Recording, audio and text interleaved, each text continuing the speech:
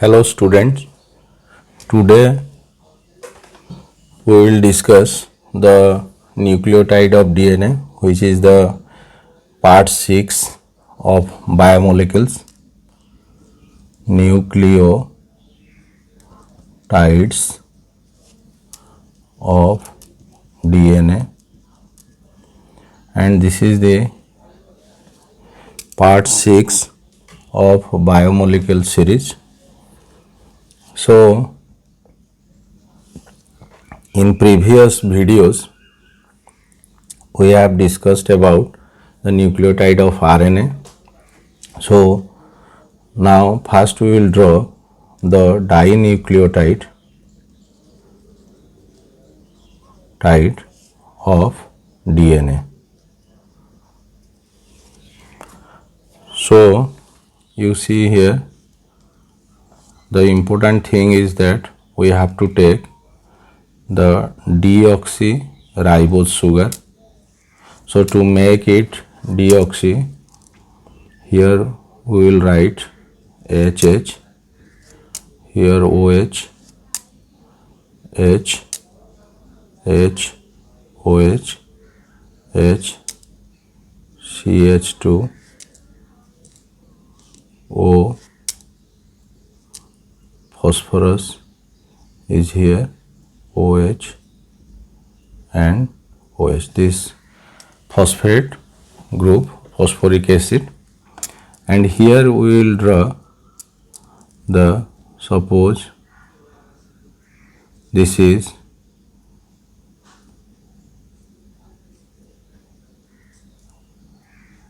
the adenine nitrogenous base. You know that this is 6-aminopurine, and here it is directly, so we can write this is the nucleotide deoxyadenosine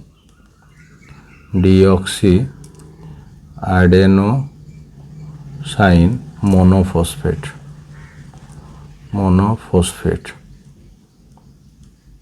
You know that the nucleoside is nothing but the nitrogenous base and the pentose sugar. So this is, we can call it adenosine, and when phosphate is added we can write also monophosphate, or we can write this is deoxyadenilic acid. So deoxy means deficit of oxygen here. Then another nucleotide, here we will draw the structure.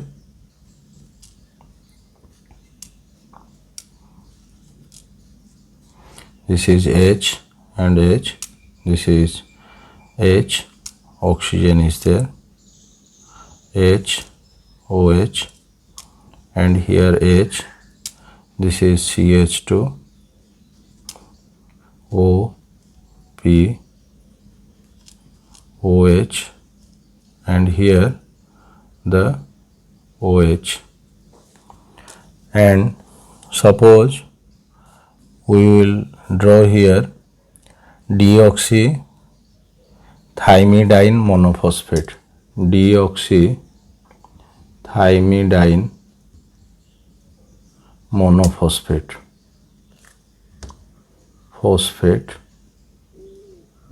where thymine is the nitrogenous base.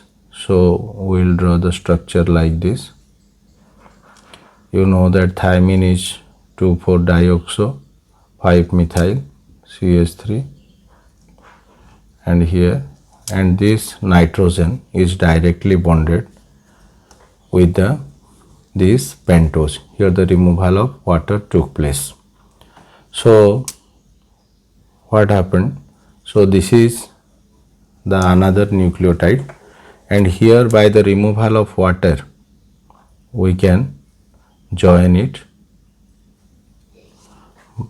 So this is the dinucleotide structure. Here the oxygen will be left and it will connected with this phosphorus, and the bond between this is the carbon, and here the carbon is there. This is the 5 carbon, this is the 3 carbon, and here the COPOC, what we call the phosphodiester bond, phosphodiester linkage.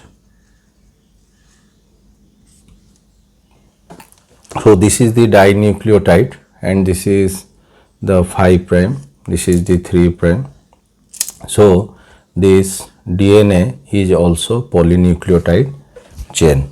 So in DNA the nucleotides names are, we have written here deoxyadenosine monophosphate, deoxythymidine monophosphate. So here we can denote also, this is we can write here adenine plus sugar plus phosphate. This is thymine plus sugar plus phosphate. So in another two we can also write deoxyguanosine monophosphate.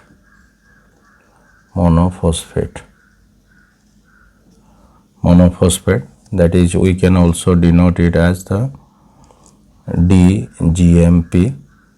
This is DAMP and this is DTMP. This is DTMP, DGMP, DAMP, which are very important at the time of DNA replication. Then another nucleotide name is, that is DCMP or deoxycytidine monophosphate.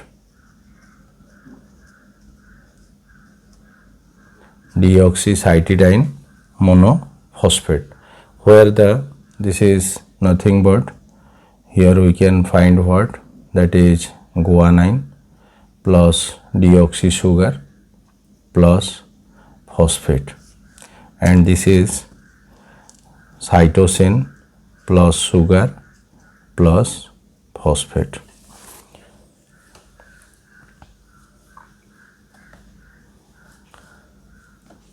Then we will get in the structure of DNA,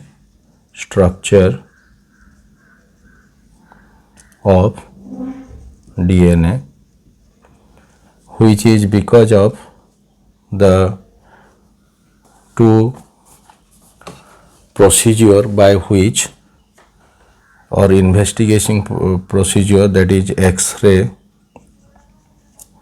crystallography technique, and another is X-ray crystallography technique, and another contribution of scientists, that is Chargaff's rules.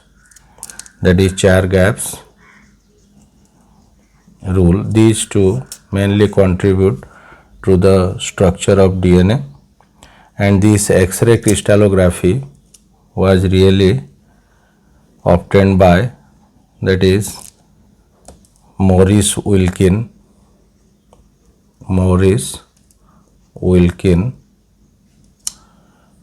and Rosalind Franklin.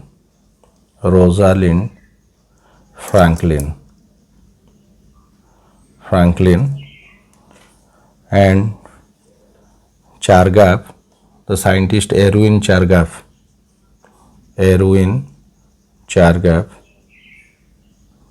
really contribute to the structure of DNA. So first of all, this DNA is found in double helical structure.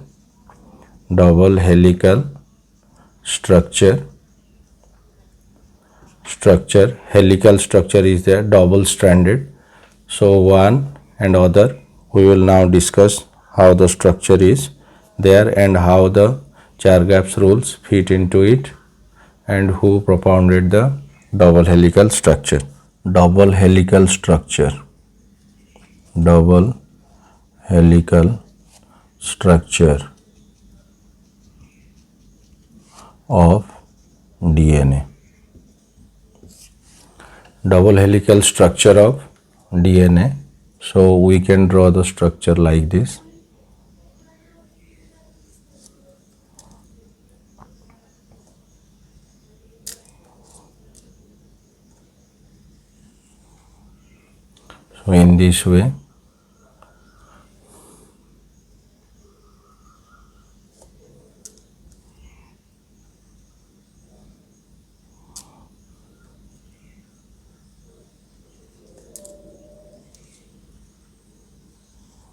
So in this way, we can draw the structure.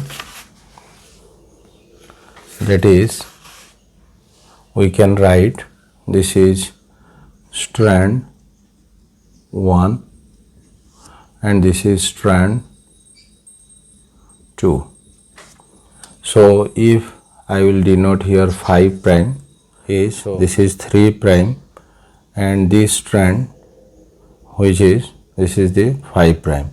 So this is the anti-parallel strand. So double stranded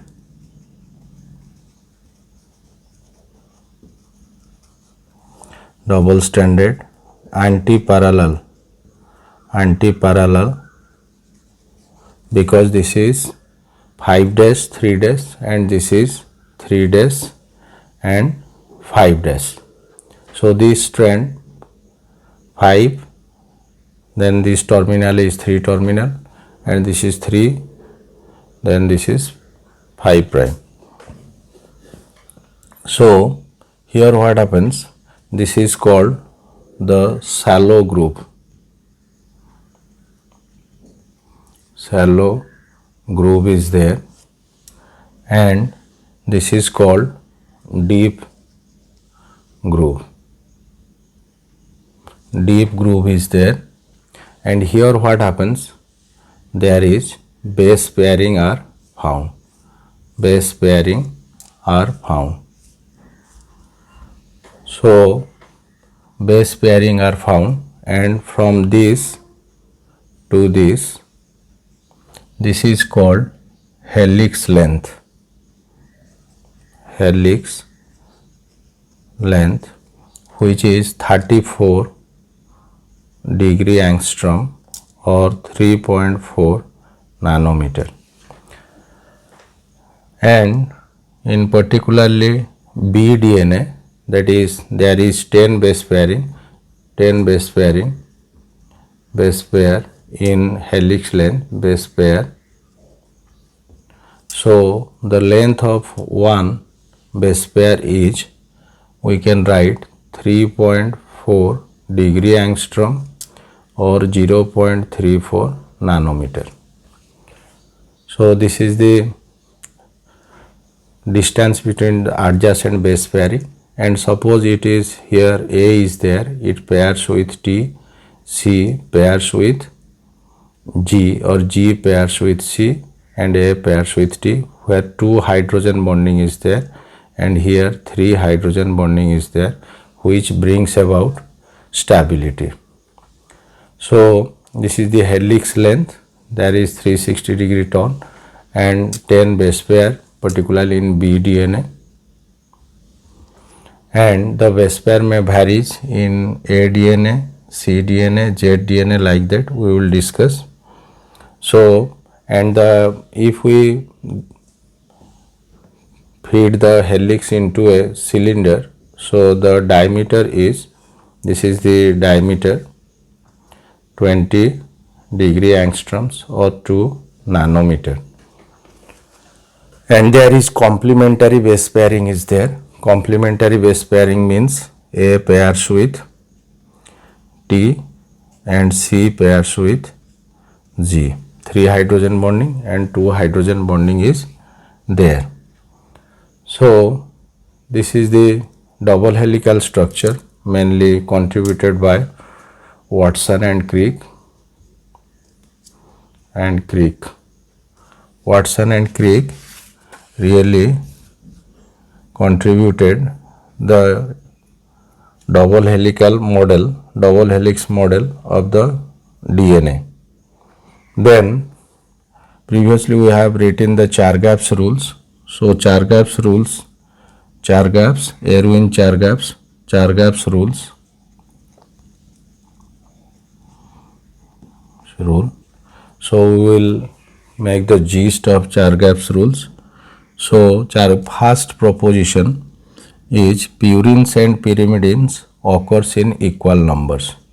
Purine is equal to pyrimidines. How this occurs? Because one purine which A pairs with a pyrimidine, so number of purines is equal to number of, that is, pyrimidines. And so we can write A plus G is equal to T plus C. So thymine and cytosines are pyrimidines and adenine guanines are purine. So third we can write A plus G by T plus C is equal to always 1 and constant for all species. Constant for all species. Constant for all species. And next, fourth we can write the base ratio.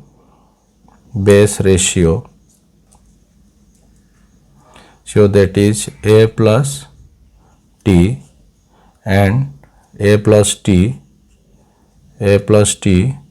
and C plus G is specific for a species.